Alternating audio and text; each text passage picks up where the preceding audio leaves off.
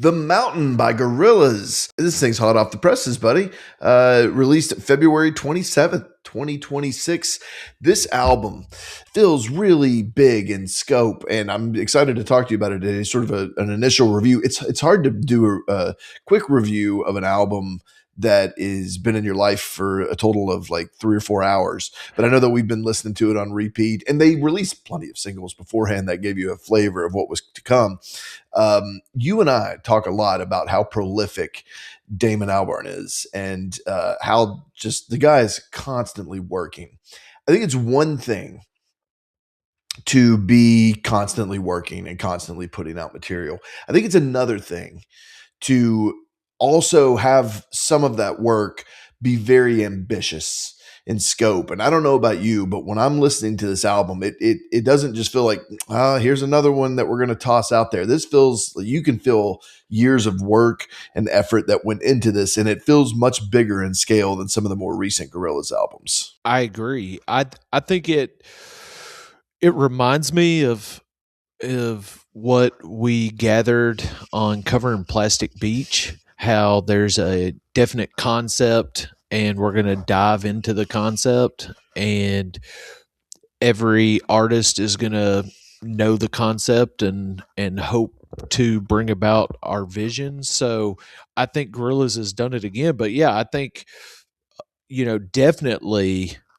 Damon is not just staying busy to stay busy. I mean, this is ambitious. And when you bring in, the different styles of musicians, which he's done, I mean, this isn't the first time he's done this, but it is ambitious when you have, Arabic music and hip hop artists and 80s punk artists. When you get all those together, it definitely does feel ambitious. And I think the Gorillas filter's always been good, where we're not just gonna cram a bunch of tracks on the album just to fill up the space. I think they definitely have a vision. If it doesn't work, it's not, we're not gonna just include it to fill space.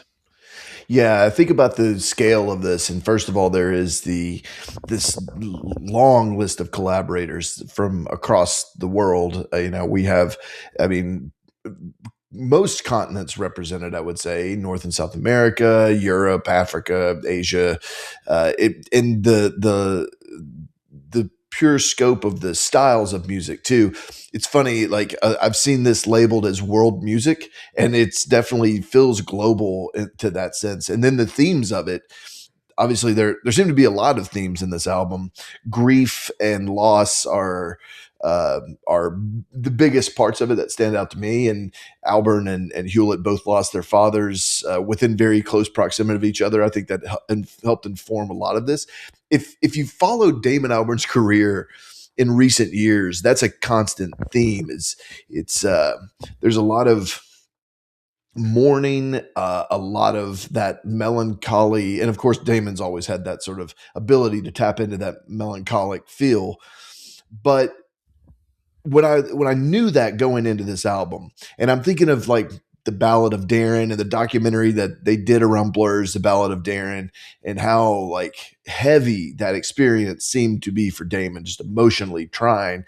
I was expecting this album to not feel as joyous, to not feel as celebratory, but there's something about it that doesn't feel like a slog through the mud. It feels more of a celebration of some sort. I don't know if that was influenced by their time in India, but that time in India clearly has its fingerprints all over the album.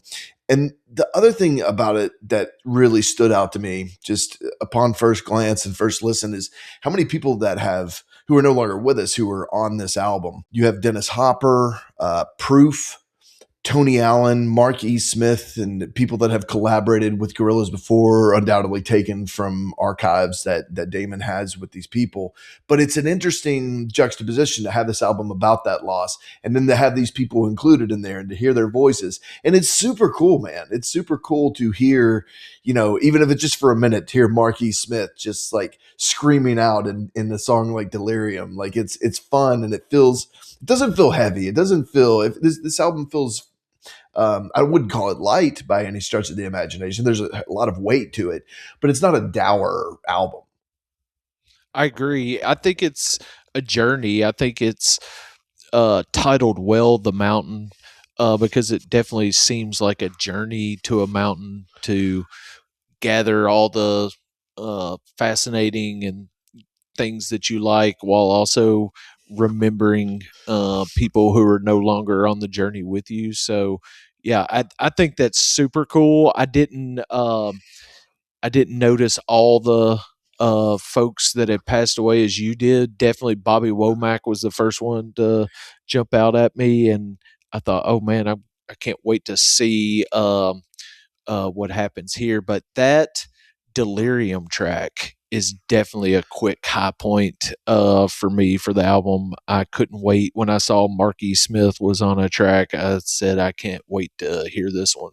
And I'm a big Idols fan, so and God of Line, the track that features Joe Talbot. I don't know if any of the other band members are on there, if it's just Joe, but like I was excited to see that. I was excited to hear that, and I'd heard it before this album was released. A lot of the ones that they released, I thought were really solid, but man, you mentioned Bobby Womack. I'm glad you mentioned that too. We also have like Sparks is on here, which is great to have Sparks in there. Johnny Marr's on this album throughout the entire thing. There's a lot of Johnny Marr, a lot of Anushka Shankar, who in addition just to being her own great musician, the daughter of Ravi Shankar. Yassine Bey, we're going to talk about that one when I mentioned some favorite tracks here. It's so cool to have. I just want a Yassine Bey and Damon Albarn collaboration. That we just need a full album of whatever the magic those two guys have going on. You get Paul Simonon back in the mix.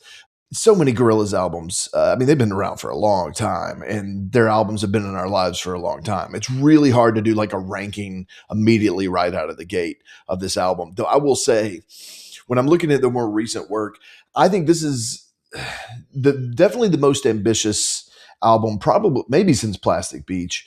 I think it's their most interesting album for me since Humans, which came out in 2017. I enjoyed Now Now. I love there are a lot of songs off of Song Machine that I think are some of my favorite Gorillaz songs. And Cracker Island I think was fun and solid, and I know it did really well commercially and even critically, even though I think that album was a little safer.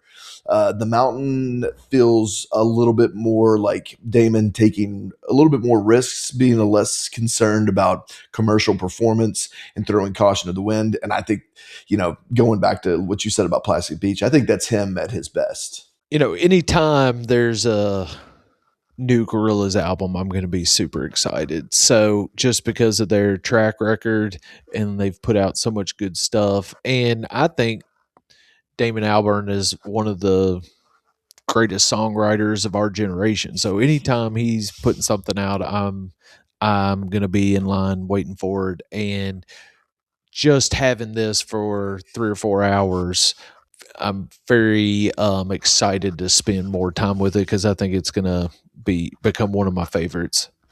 It's one of those albums you can just tell upon first listen that you're not really there's no way to get it all this early, right? So clearly like we're doing an early reaction to this, but the takeaway for me when listening to it is just kind of like what you said. It's like over time, this will unfold and have just like all their other albums that are a bit more complex, like Plastic Beach, like Humans.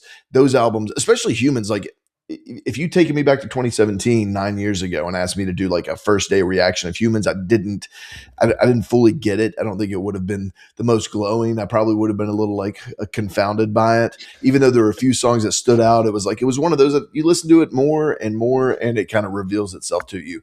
I think this clearly has a lot of layers, a lot of subtext, a lot of meaning, and just a lot of musical depth too. I will say though, some of my favorite tracks.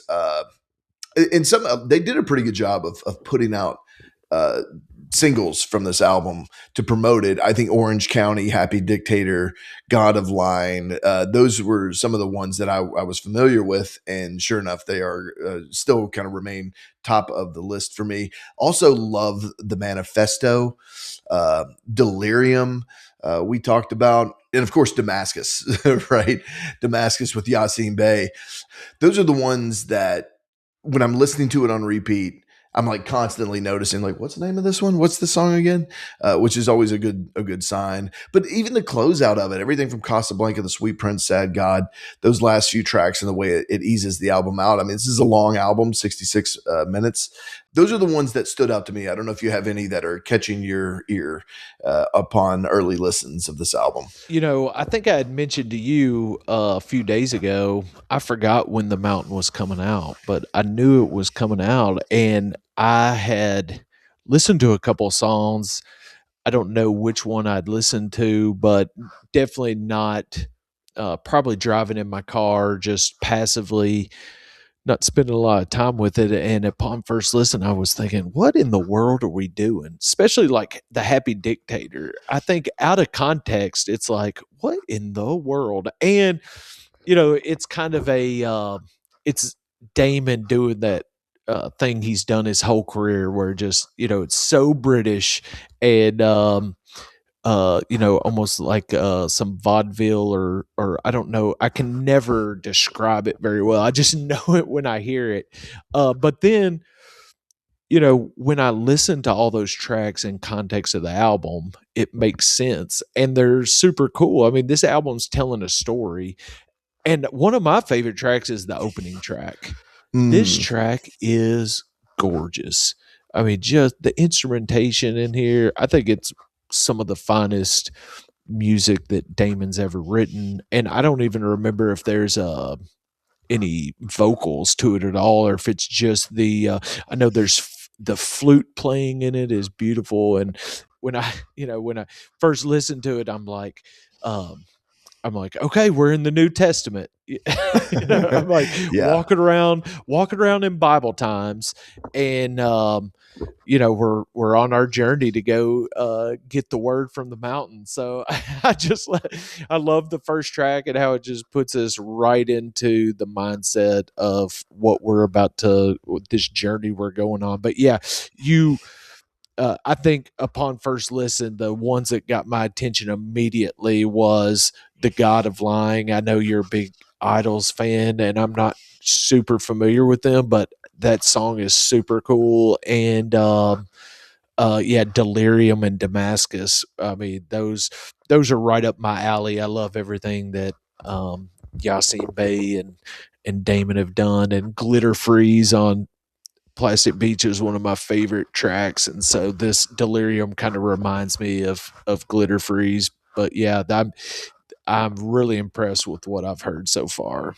I like that you brought up the open track too. I mean, it sets the tone of that Indian flair that you're going to get throughout the album, and there's so much of that beautiful Shankar sitar throughout this thing. I love that it's the embracing of that, and the orchestral side of this is a huge component of it, and that again is shades of Plastic Beach, where that was such a big part of that album. It makes it harder to label. It makes it harder to. I'm sure there are some people who would be kept at arm's length by that. For us, I think it's right up our alley, and like you said, it is really beautiful and sets the stage really well. Overall, man, I'm really happy with what we've received from Gorillaz here. I think Hewlett and Alburn have done a great job of again like this is big. This feels big. This doesn't feel just like, oh yeah, let's throw a few out there. We've had some good collaborations, and I'm not saying that their previous albums have been like that. Each one has its own character, but this one feels fitting of the ninth studio album from Gorillaz. It feels fitting as a late stage but very ambitious work. So I'm a fan of it. Like you said, Josh, we did a deep dive on Plastic Beach. If you want to check that out and want more Gorillaz conversation, then we certainly have a lot there. But there's so much to talk about. I know we'll be going back to the Gorillaz well over the years for any number of their albums. There's so much good work, but this is certainly a good one. I appreciate you jumping on to talk to me about it. If you enjoyed this conversation, then give us a like, subscribe to the channel. If you like podcasts, then we do deep dives into some of our favorite albums, and you can check that out and follow us wherever you get your podcast. Buddy, this has been a pleasure. We're going to go listen to some more Mountain and figure out the layers of this thing. Yeah, join the journey.